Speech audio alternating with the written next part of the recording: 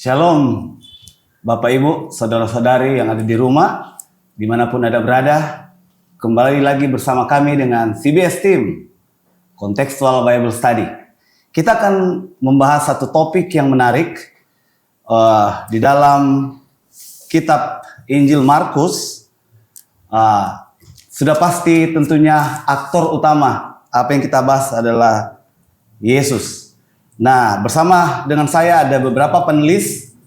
Yang pertama di sebelah kanan saya ada Bapak Edwin Pangabean. Shalom.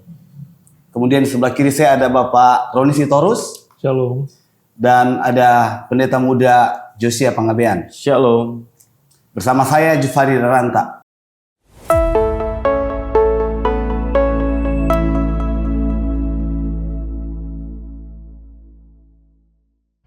Sebelum kita memulai membahas satu topik yang menarik, kita akan berdoa dipimpin oleh Bapak Edwin Pangabean. Kita bersatu dalam doa. Bapa kami di surga, izinkan di kesempatan ini kami untuk boleh belajar bersama akan firman-Mu. Kami mohon akan tuntunan Roh Kudus-Mu. Biarlah apa yang telah kami pikirkan Tuhan boleh sejalan dengan pemikiran-Mu. Terlebih kami boleh memahami bagian-bagian yang terpenting yang boleh mengingatkan kami, terlebih menguatkan iman berani kami. Ke dalam tangan-Mu kami serahkan segala sesuatunya Bapa. Mulai nama Yesus Kristus kami berdoa dan mengucap syukur. Amin. Amin. Oke. Bapak Ibu saudara-saudara, pastikan di tempat kalian di sebelah kanan, sebelah kiri ada Alkitab, karena kita akan belajar dari Alkitab, ya. Oke, kita boleh membuka Markus pasal 5. Markus pasal 5 ayat 21 sampai 43. Nah, ini perikop yang akan kita pelajari saat ini. Kami dari panelis akan membacakan satu persatu bergantian, mulai dari saya, kemudian seterusnya Pak Pangabean, dan kita akan mulai dari Markus pasal 5 ayat 21. Perikopnya, Yesus membangkitkan anak Yairus dan menyembuhkan seorang perempuan yang sakit pendarahan. Ayat 21. Sesudah Yesus menyeberang lagi dengan perahu, orang banyak berbondong-bondong datang lalu mengerumuni dia, sedang ia berada di tepi danau. Datanglah seorang kepala rumah ibadat yang bernama Yairus. Ketika ia melihat Yesus, tersungkurlah ia di depan kakinya dan memohon dengan sangat kepadanya, "Anakku, perempuan sedang sakit, hampir mati. Datanglah kiranya dan letakkanlah tanganmu di atasnya, supaya ia selamat dan tetap hidup." Lalu pergilah Yesus dengan orang itu. Orang banyak berbondong-bondong mengikuti dia dan berdesak-desakan di dekatnya. 25. Adalah di situ seorang perempuan yang sudah 12 tahun lamanya menderita pendarahan. Ia telah berulang-ulang diobati oleh berbagai tabib, sehingga telah dihabiskannya semua yang ada padanya. Namun sama sekali tidak ada faedahnya. Malah sebaliknya, keadaannya makin memburuk. Dia sudah mendengar berita-berita tentang Yesus, maka di tengah-tengah orang banyak itu ia mendekati Yesus dari belakang dan menjamah jubahnya. Sebab katanya, asal kujamah saja jubahnya, aku akan sembuh. Seketika itu juga berhentilah pendarahannya, dan ia merasa bahwa badannya sudah sembuh dari penyakitnya. Pada ketika itu juga, Yesus mengetahui bahwa ada tenaga yang keluar dari dirinya. Lalu ia berpaling di tengah orang banyak dan bertanya, "Siapa yang menjamah jubahku?" Murid-muridnya menjawab, "Engkau melihat bagaimana orang-orang ini berdesak-desakan dekatmu, dan engkau bertanya, siapa yang menjamah aku?" Lalu ia memandang sekelilingnya untuk melihat siapa yang telah melakukan hal itu. Perempuan itu yang menjadi takut dan gemetar ketika mengetahui apa yang telah terjadi atas dirinya, tampil dan tersungkur di depan Yesus dan dengan tulus memberitahukan segala sesuatu kepadanya. Maka katanya kepada perempuan itu, "Hai anakku, imanmu telah menyelamatkan engkau. Pergilah dengan selamat dan sembuhlah dari penyakitmu." Ketika Yesus masih berbicara, datanglah orang dari keluarga kepala rumah ibadat itu dan berkata, "Anakmu sudah mati, apa perlunya lagi engkau menyusahkan guru?" Tetapi Yesus tidak menghiraukan perkataan mereka dan berkata kepada kepala rumah ibadat, Jangan takut, percaya saja. Lalu Yesus tidak memperbolehkan seorang pun ikut serta, kecuali Petrus, Yakobus, dan Yohanes, saudara Yakobus. Mereka tiba di rumah kepala rumah ibadat, dan di sana dilihatnya orang-orang ribut, menangis, dan meratap dengan suara nyaring.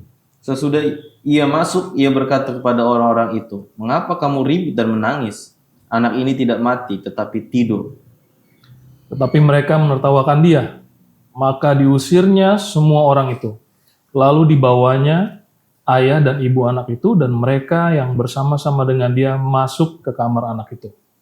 Lalu dipegangnya tangan anak itu, katanya, "Talita kum," yang berarti, "Hai anak, aku berkata kepadamu, bangunlah." Seketika itu juga anak itu bangkit berdiri dan berjalan, sebab umurnya sudah 12 tahun.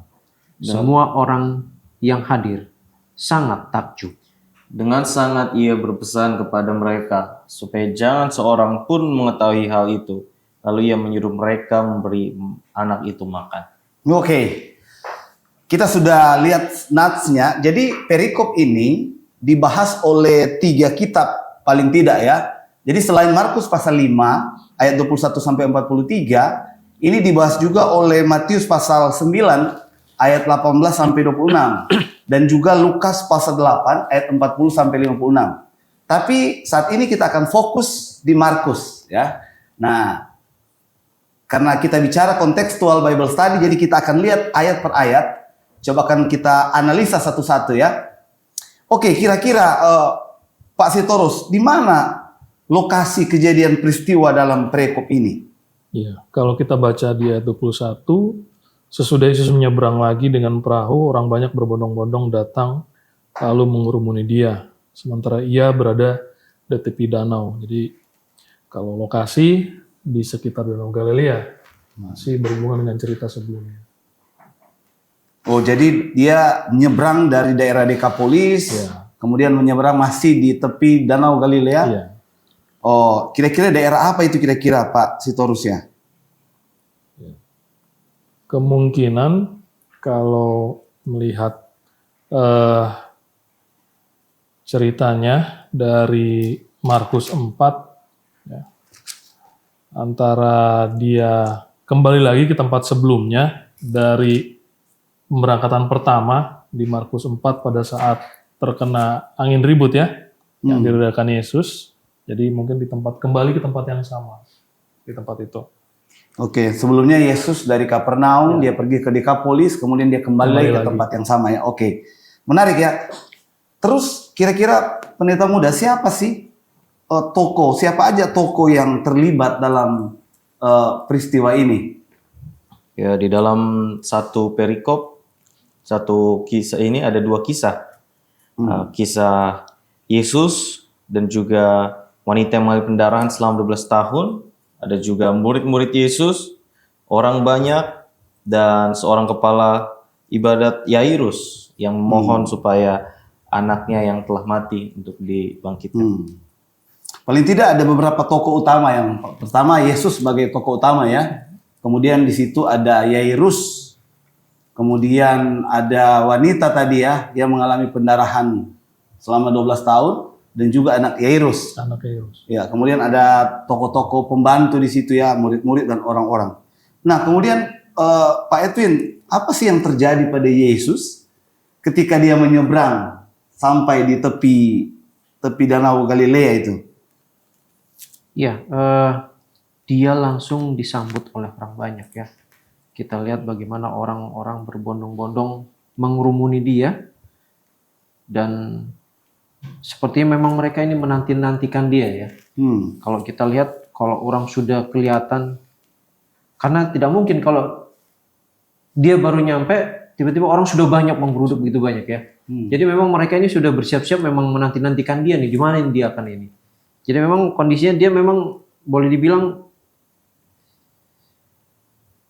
apa ya, sedang dinanti-nantikan oleh orang banyak, dan dia juga kalau kita lihat di ayat yang sebelumnya, di perikop sebelumnya, bahwa dia pun dari Dekapolis menyeberang sebenarnya di sana pun dia sudah membuat hal-hal yang cukup menakjubkan, sehingga menjadi satu pertanyaan juga, harapan bagi orang-orang yang datang ini untuk melihat dia. Seperti apa sebenarnya Yesus ini?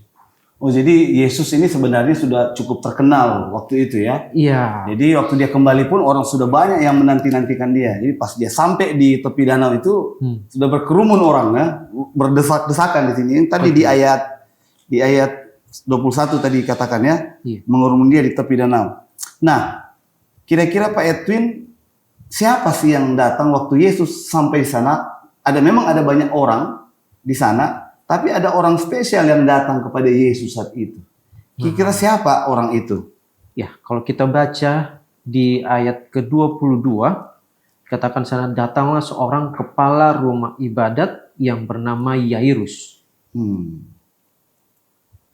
Ini satu hal yang menarik, seorang kepala ibadat, rumah ibadat, dalam notabene berarti dia adalah seorang Yahudi.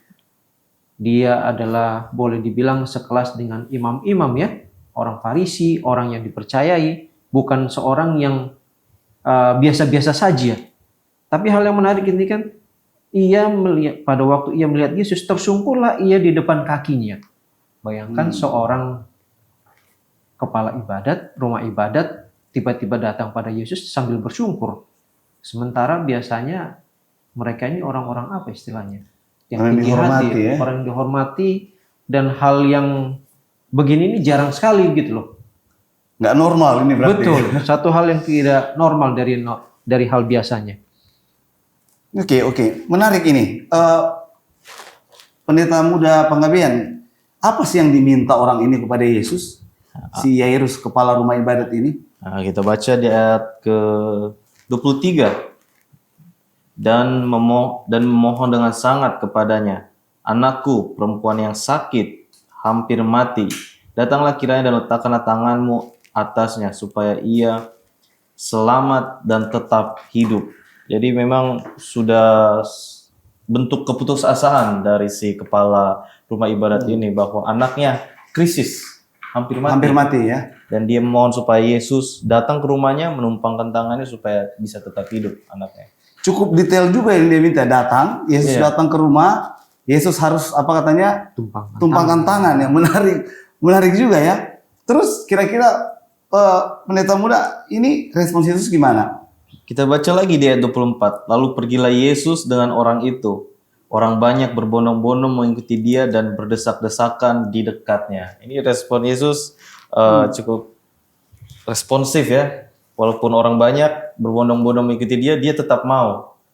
Kita bisa lihat, berarti si Yairus ini orang istimewa karena dari sekian banyak orang, Yesus berbicara kepada dia, ya kan? Dan mau ikut ke rumahnya. Pendeta boleh deskripsikan adegan ketika Yesus pergi dengan Yairus gimana sih? Ya, kerumunan besar mengikuti dan berdesakan di sekitarnya. Jadi kita bisa lihat berdesakan saling bisa dikatakan menempel ya, berdesak-desakan. Saking banyaknya orang ya. Saking banyak, seperti orang nonton konser. Seperti artis yang dikerumuni gitu.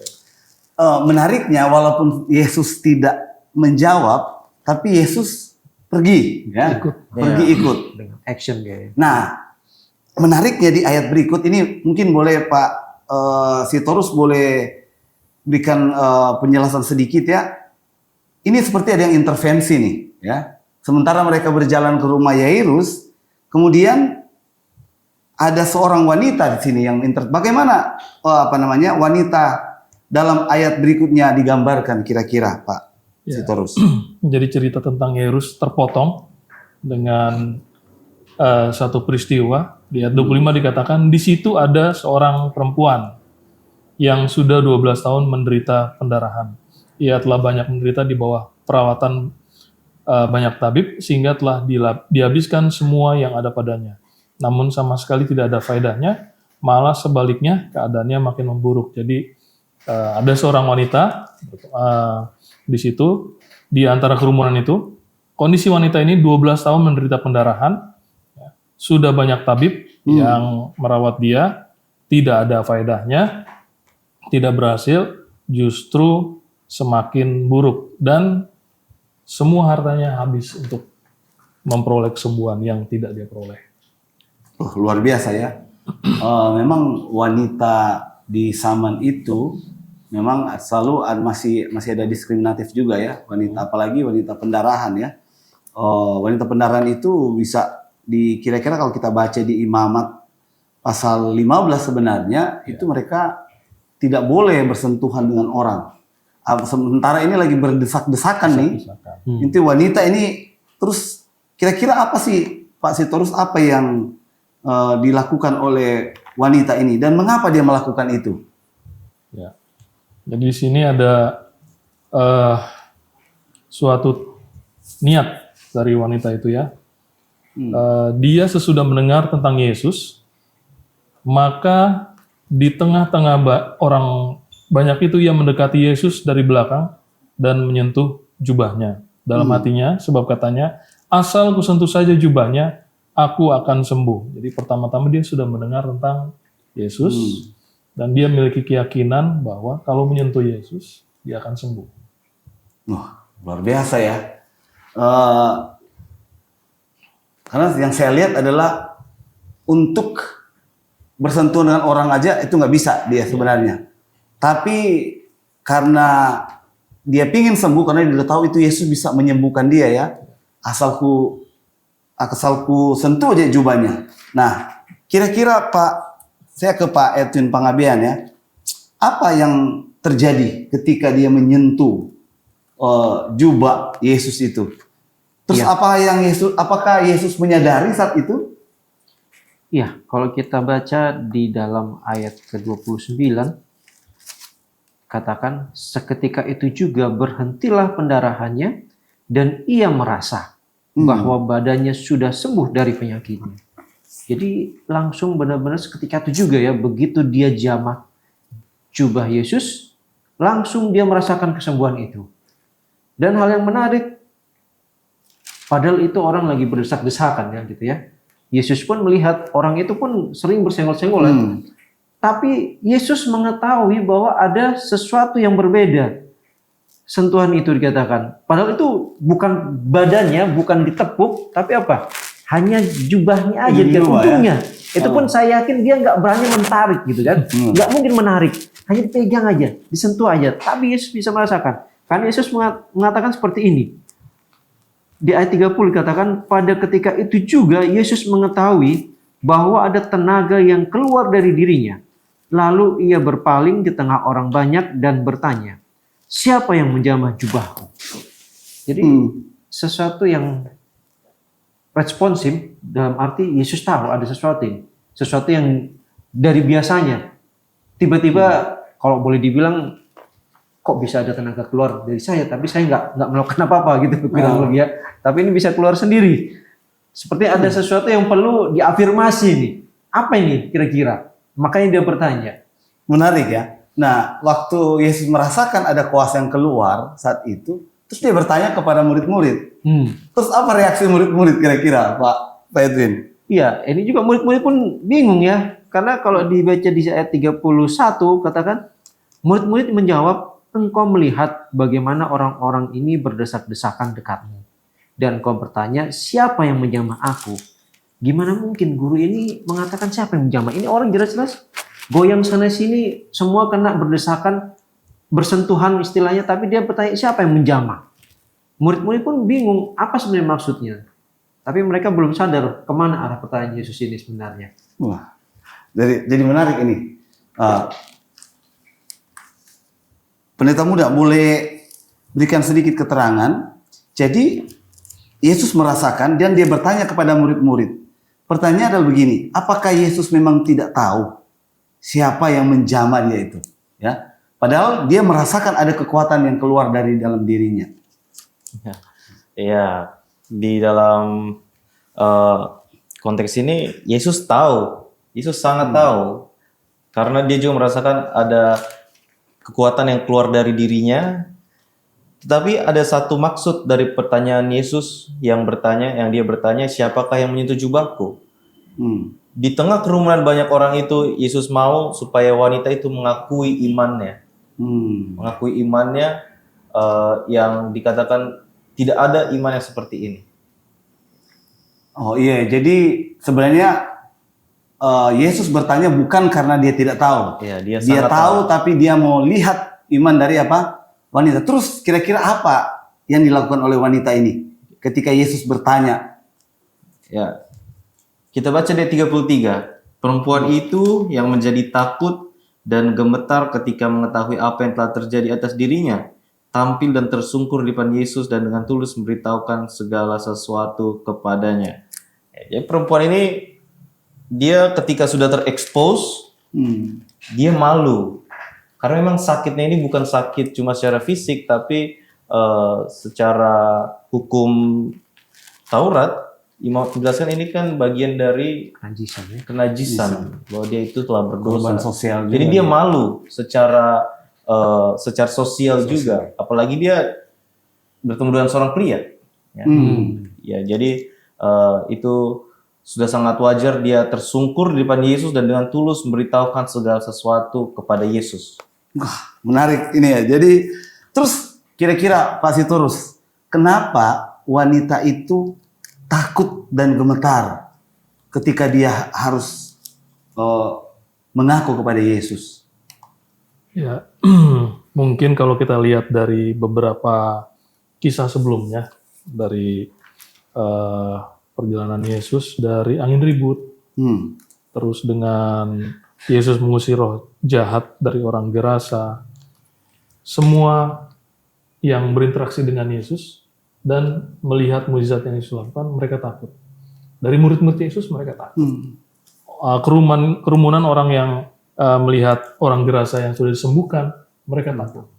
Jadi kemungkinan besar wanita ini benar-benar melihat kuasa Allah sendiri, karena merasakan dengan langsung dan melihat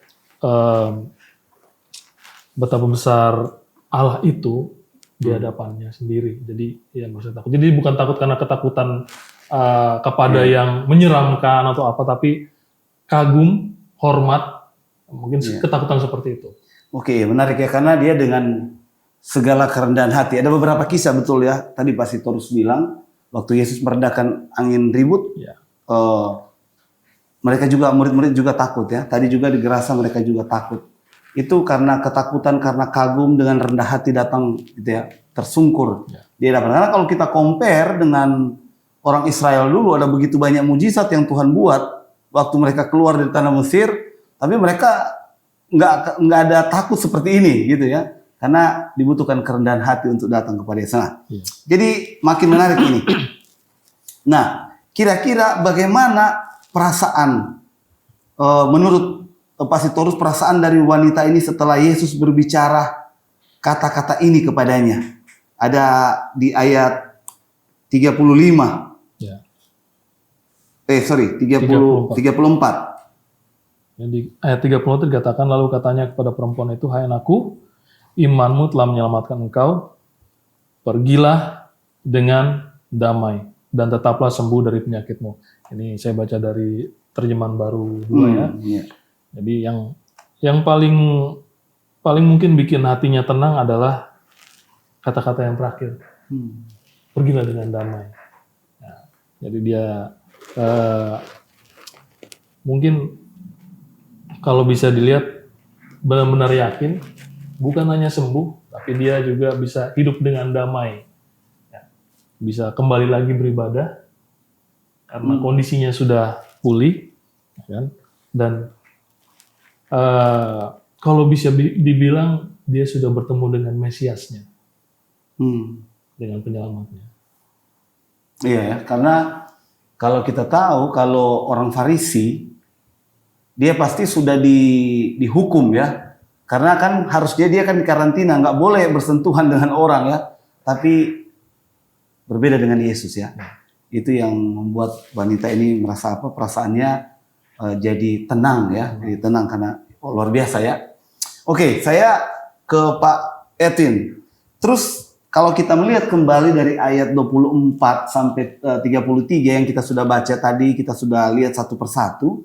Kata-kata dan tindakan apa sih yang menunjukkan iman wanita ini pada Yesus?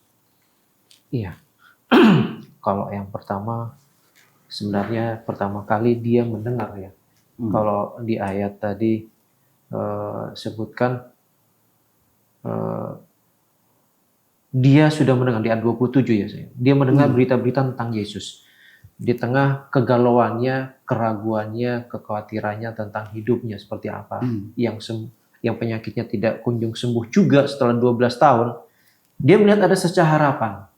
Dia merasa bahwa ini Yesus memberikan satu pengharapan bagi dia, dia belum melihat ini ya, dia baru mendengar mujizat Yesus menyembuhkan orang lumpuh, kemudian menyembuhkan orang buta, bagaimana dia mengusir roh jahat yang benar-benar gila, kemudian bisa kembali pulih, terbesit keinginannya untuk sembuh. Sepertinya ini harapan saya. Dan itulah yang membuat dia yakin, asal saja, mah saja. Karena dia apa? Karena dia sudah membayangkan kuasa yang dia lakukan. Dia saja bisa menyembuhkan orang sakit. Yang lumpuh dia bisa buat jalan kembali, yang buta dia bisa melihat, dan bagaimana orang yang kerasukan setan pun dia bisa sembuhkan. Nggak perlu kuasa yang terlalu besar, katakan. Kuasa dia cukup besar, cukup katakan saya menjamah jubahnya. Dan dia tunjukkan itu dengan perbuatan dia, gitu ya. Jadi bukan hanya dengan perkataan, bukan hanya dengan pemikiran, tapi dia nyatakan dengan perbuatan dia imannya itu. Dan itu yang perlu kita pelajari juga kesempatan ini dari pengalaman wanita yang benaran ini. Bagaimana dia bukan hanya beriman dengan perkataan. Terkadang kita membatasi iman kita ya cukup dengan iman. Hanya dengan perasaan kita. Terkadang kita membatasi tidak perlu untuk melakukan. Tapi wanita ini sekalipun dia ada batasan tadi dikatakan oleh pendeta Yosia, kenajisan dia seharusnya itu membuat batasan bagi dia untuk tidak apa? Menyentuh Yesus. Apalagi ini lawan jenis pria gitu kan. Dan ini di tengah-tengah kerumunan orang banyak. Karena perlakuannya harusnya dia ini sama seperti orang kusta ya. Najis harusnya dia berkata begitu. Tapi ini justru dia memberanikan diri imannya, dia sentuh jubah Yesus ini. Dan itu menunjukkan apa? Satu keyakinan yang penuh tentang kuasa Yesus bagi dia. Jadi benar ya, luar biasa. Jadi iman dia ini diserai dengan perbuatan atau tindakan ya, keyakinan dia. Nah itu satu paket sebenarnya yang bisa dipisahin. Sebenarnya kalau kita lihat dari wanita ini, satu saja alasan untuk dia tidak apa? Datang menyentuh. Karena wanita didiskriminasi. Kemudian faktanya bahwa dia itu juga lagi pendahan. Itu sudah menjadi alasan bagi dia untuk apa? Untuk tidak datang menyentuh atau mendapat kesembuhan dari Yesus. Tapi itulah, semua tantangan-tantangan ini semua dia apa? Dia tabrak semua, dia harus singkirkan supaya dia bisa mendapat apa? Kesembuhan. Ini luar biasa ya. Oke, ini sepertinya cerita ini karena ada dua cerita di sini. Tadinya kan Yairus ini dalam perjalanan menuju rumah Yairus, tapi diintervensi oleh satu peristiwa cerita tentang apa? Wanita yang imannya luar biasa yang diakui oleh siapa? Diakui oleh Yesus. Kita akan kembali ke cerita Yairus ya. Karena sekarang yang urgent adalah anaknya sekarang ya. Anaknya ini udah mau hampir apa? Hampir mati. Nah, ini sandwich ini ya. Sandwich teologi. Oke. Coba kita melihat ketika kita baca ulang di Markus 5 ayat 21 sampai 24, kira-kira pendeta Yosia apa yang menonjol kira-kira tentang Yairus ini? Oke, Yairus. Dia seorang kepala rumah ibadat. Dia seorang petinggi. Namun dia datang kepada Yesus. Itu kan dia menunjukkan suatu keputusasaan yang juga menunjukkan bahwa saya sudah melakukan banyak hal supaya anak saya sembuh. Gak apa-apa saya datang pada Yesus. Yang penting anak saya sembuh. Ya, yang penting saya, itulah satu-satunya cara lagi. Saya gak punya cara lain. Karena kepepet kata? Karena kepepet. Oh, karena kepepet ya. Jadi anaknya dia mau mati. Wah, hati-hati kita jangan karena kepepet terus datang kepada Yesus ya. Itu jadi dari observasi kita udah lihat ada ayat per ayat, kita sudah mulai melihat interpretasinya dari satu perikop ini ya. Pastor Yosia, ada yang mau disampaikan terkait ini? Apa yang dilihat di Palestina khususnya abad pertama, wanita, apalagi wanita anak kecil itu tidak begitu dihargai. Apalagi wanita yang mengalami pendarahan selama 12 tahun itu sudah dianggap hilang dari status sosial. Tapi Yesus menganggap setiap individu bahkan yang secara status tidak dianggap penting, tapi bagi Yesus dia mau turun menyeberang menerobos kerumunan orang untuk bertemu orang yang di mata manusia itu tidak penting, tapi bagi Yesus itu penting. Itu menunjukkan kasih Yesus yang luar biasa bahkan kepada setiap individu yang berdosa, sehancur apapun itu, serusak apapun dia, tapi di mata Yesus sangat penting. Oke. Terima kasih Pastor. Pasti terus pelajaran apa yang diambil, interpretasinya kira-kira dari perikop ini? Ya, mungkin masih sejalan dengan apa yang dikatakan oleh Pastor Yosia ya. Jadi musuh pertama Yesus pada saat sedang menyembuhkan adalah orang-orang di rumah ibadat. Termasuk kepalanya saya yakin. Langsung jadi musuh.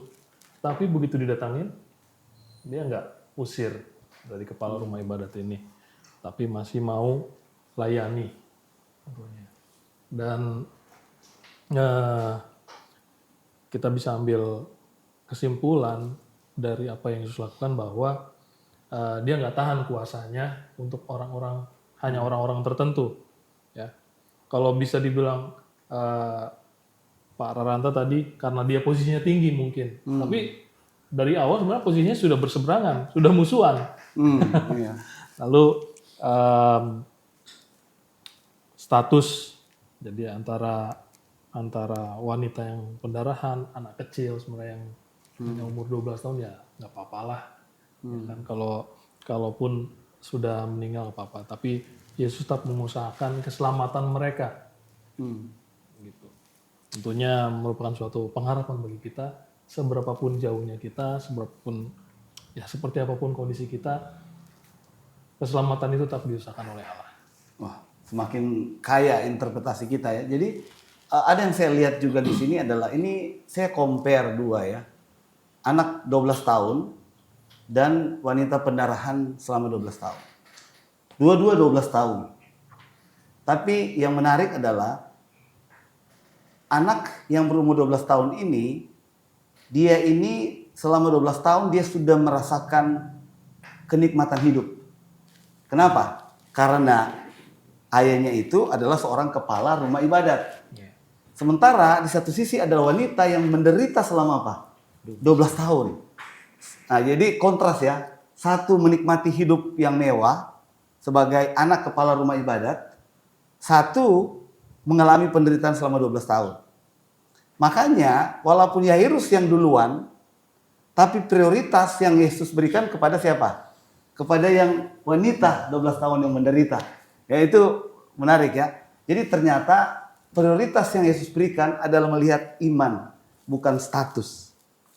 Karena bagi kita secara status sebenarnya harusnya yang duluan itu siapa? Yairus. Dan dia punya posisi.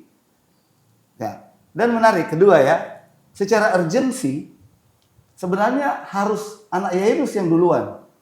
Urgensi, kenapa? Karena dia dibilang hampir apa? Hampir Mati. Tapi karena Yesus melihat tidak dari urgensi itu, dia melihat bagaimana iman, makanya yang dia duluan kan siapa? Si wanita yang pendarahan ini ya, wah, ini luar biasa.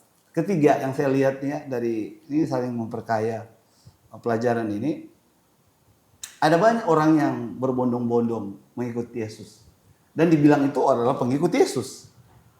Even itu adalah termasuk murid-murid. Tapi yang mendapatkan kuasa, yang keluar yang Yesus rasakan ini hanya wanita. Yang menyentuh Yesus itu banyak kan? Jangan-jangan kita adalah iman kerumunan. Iman orang-orang yang berkerumun. Ya. Tidak iman seperti apa? Wanita. Kita mengklaim kita pengikut Yesus, tapi tidak memiliki iman seperti apa? Wanita tadi. Karena nggak ada kuasa yang kita dapat dari apa? Dari Yesus. Jadi ini ada beberapa pelajaran. Mungkin masih ada pelajaran-pelajaran lain yang dilihat oleh Pak Panggabean, Pastor Josia atau Pasitorus. Iya, kalau saya melihat tadi setuju bagaimana terkadang kita pun hanya secara fisik saja merasa bahwa kita dekat pada Tuhan. Kita merasa kalau kita ada di gereja, kita dekat sama Tuhan. Kita merasa kalau kita sudah berdoa 3 kali sehari, kita dekat dengan Tuhan. Tapi seringkali justru itu hanya berupa apa? Rutinitas belaka, tanpa ada iman sesungguhnya di sana. Tapi wanita ini belum pernah berjumpa dengan Yesus. Tapi katakan apa? Dia hanya mendengar cerita dia. Sementara dia dalam penderitaannya dikatakan. Dan begitu dia memiliki kesempatan berjumpa dengan Yesus, dia tunjukkan imannya. Dia tidak perlu berlama-lama bersama dengan Yesus, tapi dia percaya asal saya sentuh jubahnya, dia akan sembuh. Dan menjadi satu pelajaran aplikasi buat saya pribadi. Pada waktu saya bersama dengan Tuhan, biarlah itu menjadi waktu yang benar-benar berkualitas. Menunjukkan bahwa iman saya benar-benar bertumbuh, merasakan bahwa Tuhan ada bersama dengan saya. Bukan hanya sekedar formalitas belaka, bahkan mungkin bisa jadi dalam doa-doa saya juga gitu kan. Saya arahkan doa saya kepada Tuhan, tapi sebenarnya hati saya bukan kepada Tuhan, kepada yang lainnya. Mungkin saja saya sampaikan doa saya dengan begitu indah, begitu baik didengar oleh setiap orang, tapi hati saya tidak di sana, hanya untuk dengar orang. Ya, itu menjadi satu aplikasi buat saya pribadi, bagaimana iman kita pun sepatutnya lah bertumbuh pada waktu kita dekat dengan Tuhan, yang memang benar ada pertumbuhan di sana. Kita bisa merasakan kuasanya, kita bisa menunjukkan itu oleh karena kita beriman, percaya dengan kuasa Dia. Bukan hanya sekedar di dekat Dia ya, gitu. Seperti orang yang berdesak-desakan itu dia dekatnya, tapi mereka tidak ada mendapatkan kuasa kesembuhan itu dari Dia. Bahkan dia pegang-pegang pun, tapi dia ada di kuasa itu karena memang tidak percaya gitu kan. Mereka hanya ingin melihat, bisa nggak ini, bisa nggak lah. Kepo Itu ya. hanya sekedar kepo, tapi bukan sesuatu yang memang mereka dasari. Dan sebenarnya banyak hal yang terjadi di sana dalam cerita Alkitab ini. Mereka yang meminta kesembuhan itu pun didasari oleh karena memang mereka percaya. Dan ada satu statement kalau kita ingat bagaimana Yesus tidak bisa membuat banyak mukjizat, yaitu di kampungnya sendiri. Pada waktu dia ditolak. Seharusnya banyak mukjizat yang bisa dibuat, tapi oleh karena mereka tidak percaya siapa Dia, sehingga Dia tidak bisa membuat mukjizat itu karena mereka tidak percaya. Jadi itu menjadi satu pelajaran penting buat saya secara pribadi. Terima kasih untuk pelajaran sekaligus aplikasi tadi dari Pak Edwin. Pastor Josia mungkin aplikasi? Mungkin bagi saya, manusia biasa, bagi orang kerumunan itu, Yesus terlambat. Yesus terlambat datang. Kenapa harus tunggu 12 tahun baru Yesus datang? Kenapa harus tunggu mati dulu anak dari perempuan dari kepala rumah ibadat baru Yesus sampai? Tapi satu perkataan Yesus yang menguatkan saya, jangan takut, percaya saja. Itu bagi saya pribadi yang menjadi aplikasinya bahwa Yesus tidak pernah terlambat. Dengan caranya dia akan datang di waktu yang tepat. Dan ketika saya menghadapi masalah, ketika saya tampak putus asa, saya akan selalu melihat perkataan ini. Yesus akan berkata, Yosia, jangan takut, percaya saja. Aku di sini. Thank you untuk aplikasinya, Pak Sitorus. Ya, mungkin orang khawatir dengan iman mereka ya. Jadi kalau kita lihat bagaimana Yairus mendekati Yesus dan memohon kesembuhan dengan wanita yang mengalami pendarahan ini, bahkan nggak disebutkan namanya, untuk memperoleh kesembuhan jauh berbeda. Yairus minta Yesus datang dan sentuh langsung. Sedangkan wanita ini cuma berharap menyentuh ujung jubahnya. Terbalik ya. Dan dua-duanya Dia yang datang. mendapatkan kesembuhan dan keselamatan. Jadi jangan khawatir dengan iman kita. Ya. Bagaimanapun kondisinya, kalau kita datang kepada Tuhan dan meminta, Yesus pasti datang. Dan ingat, menjadi kekuatan bagi kita dan bagi saya juga, rangkaian yang Yesus lakukan sampai ujungnya di membangkitkan anak Yairus adalah yang pertama, dia berkuasa terhadap alam, dia berkuasa terhadap roh jahat, dia berkuasa terhadap tubuh kita. Bayangkan 12 tahun pendarahannya baru berhenti dengan Yesus. Lalu dia berkuasa atas nyawa. Jadi buat kita dan terutama buat saya, ini janji yang luar biasa. 4 aspek itu dia sudah buktikan kuasanya dan dia tidak tolak siapapun orang yang datang padanya. Mau kualitas iman seperti apa ataupun masih ada ragu-ragu dikit, yang penting datang dulu, datang pada Yesus, dia pasti akan mau layani kita. Oke, terima kasih Pak Sitorus. Kita sudah mau sampai di penghujung pembahasan. Sebelum ketiga panelis kita memberikan closing statement mereka, ini adalah satu pelajaran yang menarik. Bagaimana Yesus berkuasa, Yesus masih mengendalikan segala sesuatu. Ya. Boleh mungkin Pastor Josia boleh memberikan closing statementnya? Bagi saya, pengetahuan harus disertai dengan iman. Banyak orang yang mengetahui Yesus atau saya menjadi pemberita pekabaran siapa itu Yesus, tapi pertanyaannya apakah saya sudah beriman pada Yesus? Saya yakin dan bahwa pada saat itu bukan hanya 2 orang itu yang membutuhkan pertolongan, bukan hanya 2 orang itu yang sedang sakit baik secara fisik ataupun sosial. Banyak yang sakit, tetapi hanya 2 itu yang datang karena mereka memiliki pengetahuan, iman, kemudian disertai dengan action. Iya, bagi saya pribadi cerita 2 kisah ini menunjukkan bahwa bagaimana Tuhan mempunyai waktunya sendiri untuk menjawab kerinduan kita, pengharapan kita. Bahkan terkadang seperti Yairus ditunggu sampai dengan di saat yang titik nol ya, tidak berpengharapan lagi, tetapi Tuhan masih memberikan pengharapan bagi dia. Begitu juga bagi wanita tadi, dia harus tunggu 12 tahun, bayangkan. Tetapi begitu dia menunjukkan imannya, Tuhan langsung dalam sekejap mata. Jadi Tuhan tahu waktu yang terbaik bagi kita, bagaimana dia menjawab kerinduan kita, pengharapan kita. Yang pasti jangan pernah kita lelah untuk berharap, bergantung pada dia, karena dia yang menjadi sumber kehidupan kita. Terima kasih Pak Pangeran. Pak Sitorus, closing statementnya?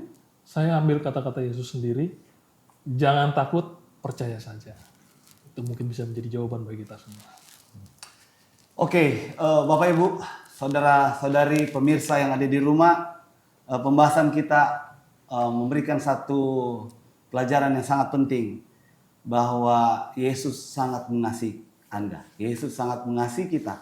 Dia tidak peduli status Anda siapa. Betapa najisnya pun Anda, dia akan apa? Menerima kita apa? Apa adanya. Katakan tadi closing statement tadi dari bapak-bapak penulis kita ini, dan terakhir, percaya saja, jangan apa? Jangan takut, datanglah kepada siapa? Kepada Yesus. Pembahasan kita sudah selesai, kita akan akhiri dengan doa. Kami undang Pendeta Josia untuk pimpin kita dalam doa. Bapa di sorga, hati kami disegarkan oleh kebenaran firman Tuhan dari 2 iman yang dipaparkan dalam pelajaran kami pada hari ini. Kami rindu agar kami memiliki iman yang serupa, agar kami dapat percaya kepada setiap janji-janji Yesus dalam kehidupan kami. Berkati setiap kami ada di sini, berkati setiap pemirsa yang menonton video ini, agar mereka dalam setiap masalah mereka, Tuhan lihat satu persatu, dan mereka memanggil datang kepada Yesus, dan Yesus dapat dalam waktu yang tepat memberi pertolongan sama seperti kepada Yairus. Biarlah kami dapat selalu belajar akan firman Tuhan, rindu seperti rusa yang merindukan sungai. Hati kami dapat disegarkan oleh firman Tuhan setiap saat. Di dalam Yesus Kristus kami berdoa. Amin. Amin.